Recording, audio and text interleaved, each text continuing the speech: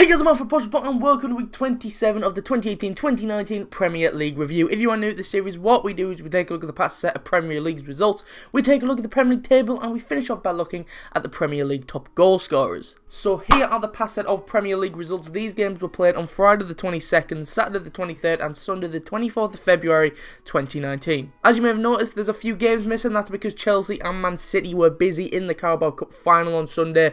Manchester City's game has already been rescheduled and played, but Chelsea's is yet to be rearranged, so Chelsea and Brighton will both have games in hand until their fixtures played. But anyway, next to the games are their times in this video, so if you want to hear about a specific match, just go to the time next to the game and you'll skip out all the other crap. But without further ado, let's get into our first match. We start with Cardiff versus Watford. Watford took the lead 18 minutes in as Gerard Deulofeu opened the score, and Will Hughes and Troy Deeney just make their way up the pitch, just bundling through challenges really on the edge of the box before the Watford captain does manage to squeeze the ball through and into the path of Deulofeu, and the Spaniard caught it sweetly and slotted into the bottom left. And Watford doubled their lead in the 60th minute as Gerard Deulofeu got his and Watford's second of the night. It actually came from a Watford free kick that was poorly taken, and it was easily headed straight down the middle of the pitch up to Deulofeu. He poked it past Bruno Manca on the halfway line and then had the whole Cardiff half to run. Neil Etheridge tries to come out, but the Spaniard takes it around the keeper and just about put it home, despite two Cardiff defenders doing their best to recover on the line. And 2 minutes later, Watford made it 3 as Gerard Deulofeu completed his hat-trick. Once again comes from a poor Cardiff pass as Harry Arter passed it straight to Abdoulaye Doucouré in the middle,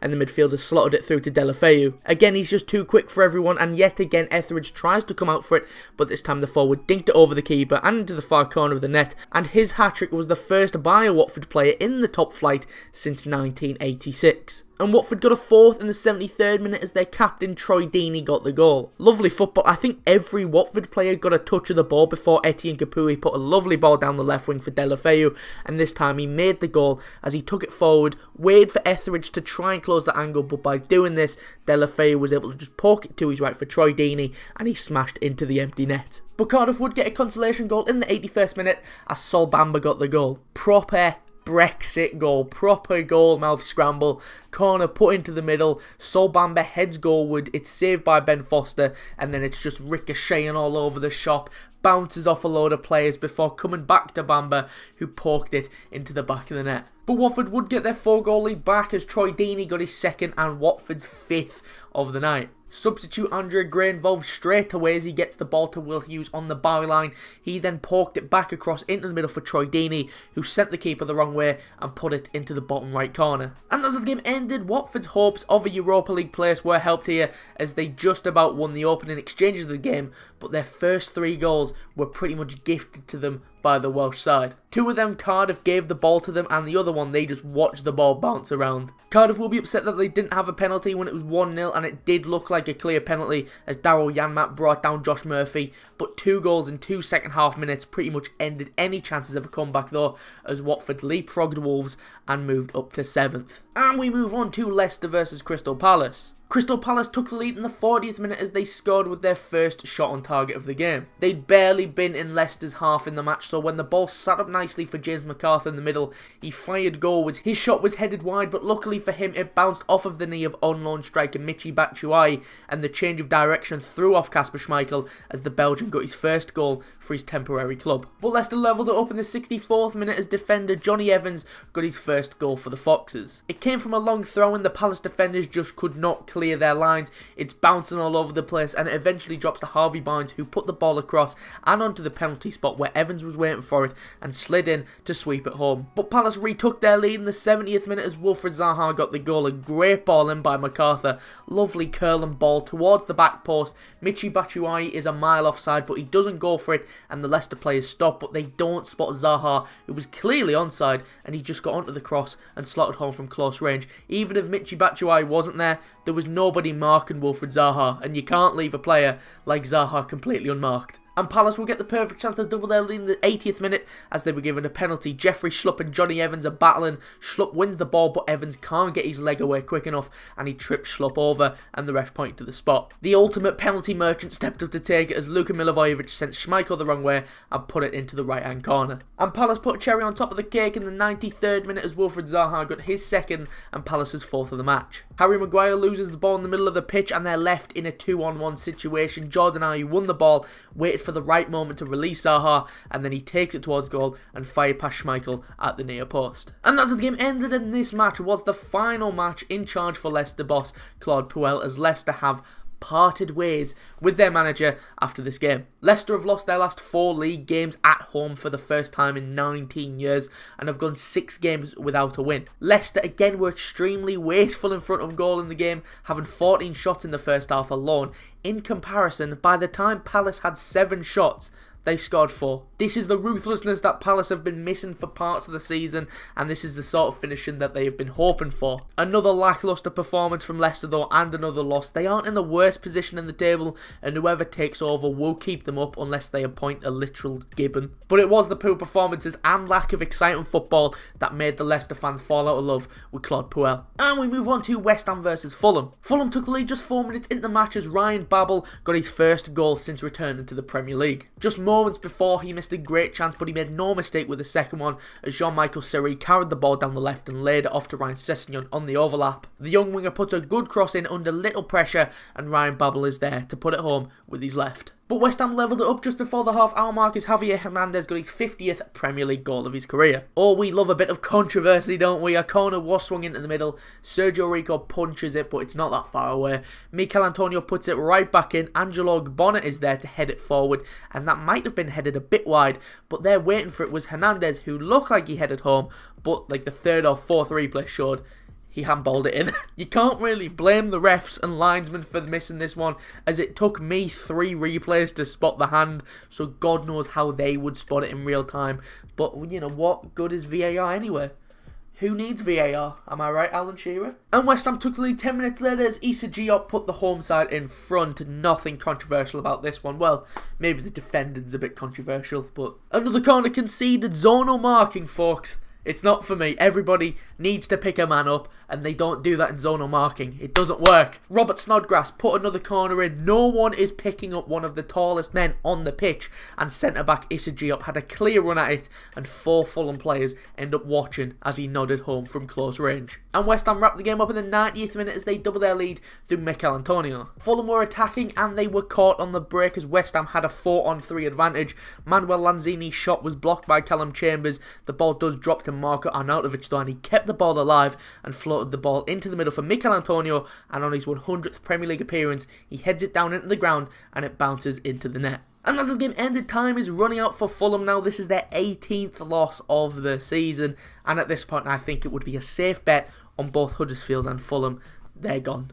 Things looked bright at the start of the season, and their fans would have expected more after splashing out on about 100 mil worth of players, but for whatever reason, they just haven't clicked, and their back 4 looks League One quality at best. They started the game strongly after taking an early lead, but after that it was just all West Ham. Like I mentioned, it was handball for their first, but it's a tight one and took most people 3 or 4 replays to spot it, so I'm not blaming the rest for that one. But again, Fulham just watched the corners go into the net. After that point though, Fulham never looked like getting back into the game as West Ham picked up the win at the London Stadium. And we move on to Burnley versus Tottenham. Burnley took the lead 10 minutes in the second half as Chris Wood. It came from a corner that Mauricio Pochettino was very angry about. I'll talk about that in a minute. If it was a corner or not, you've still got to defend it, lads. It was put into the middle by Dwight McNeil.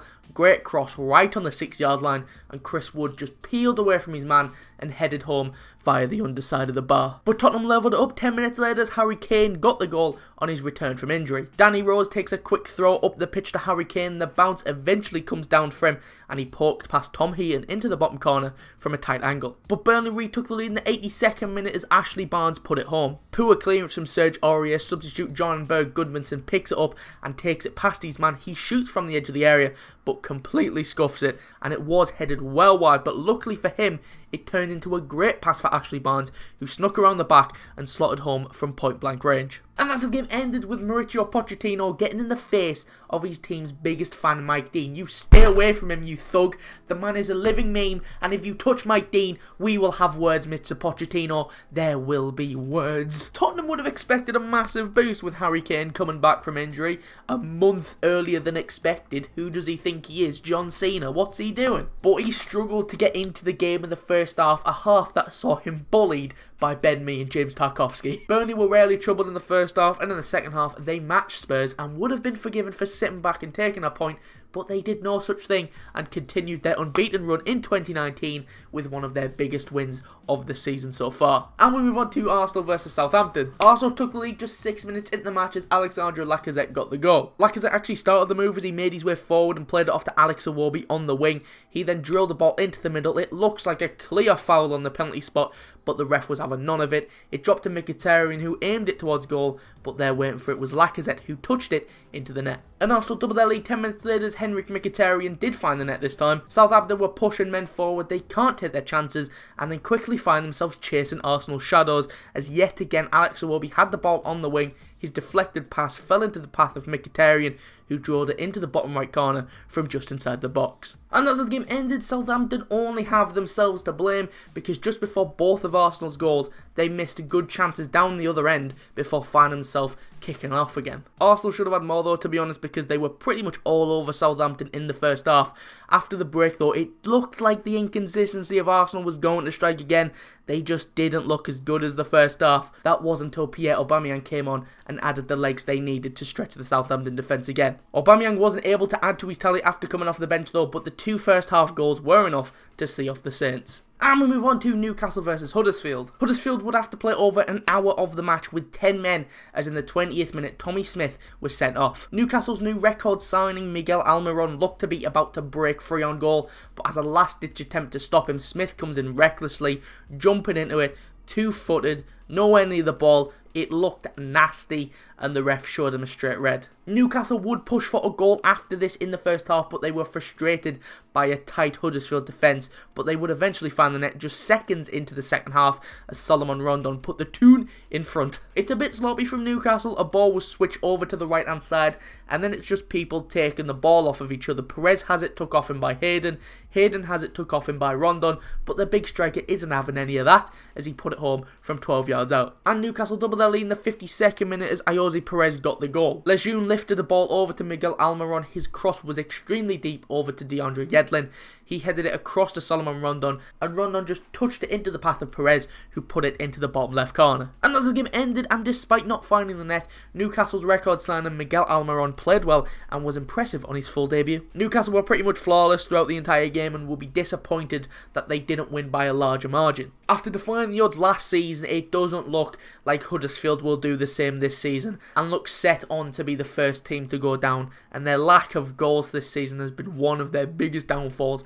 And you know what, I think most Huddersfield fans have came to terms that they will be in the Championship next season. And we move on to Bournemouth versus Wolves. Bournemouth got the perfect chance to take the lead in the 14th minute as they were given a penalty. Not a penalty for me. Joshua King has the ball in the box, João Moutinho comes in, and before there was even a challenge made, King was on his way down, but the ref saw it differently and gave the spot kick. Joshua King stepped up to take it, and despite Patricio going the right way, he can't get to it as King put it right into the bottom right corner. But Wolves would get a penalty in the 82nd minute as for the second time in the match, the ref pointed to the spot. Wolves should have had one early, I'll get to that in a bit, but as Matt Doherty was lining up a shot, Adam Smith comes in late and the ref pointed to the spot. I mean, Doherty already took the shot, and by the time there was a challenge, the shot was wide, but what can you do? Raul Jimenez stepped up to take this one, and as cool as he he sent the keeper the wrong way and slotted into the bottom right corner. But would you believe it? For the third time in the match, the ref pointed to the spot. This time it was for Bournemouth again,